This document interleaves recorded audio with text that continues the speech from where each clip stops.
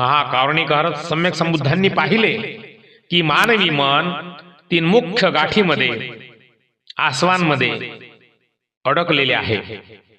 कामासव म्हणजे इंद्रिय सुखाची तीव्र इच्छा, भवासव म्हणजे पुन्हा पुन्हा जन्म घेण्याची किंवा टिकून राहण्याची इच्छा, अविद्यासव म्हणजे सत्याचे अज्ञान अविद्या, अविद्यासव म्हणजे सत्याचे अज्ञान अविद्या.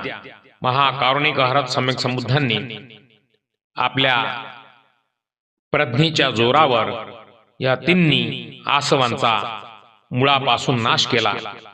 त्यांना जाणवले की आता त्यांचे मन परिपूर्ण विमुक्त झाले आहे. दुःख मुक्तीचा आनंद भगवंताला झाला. जसा सूर्य उगवतो आणि सर्व अंधार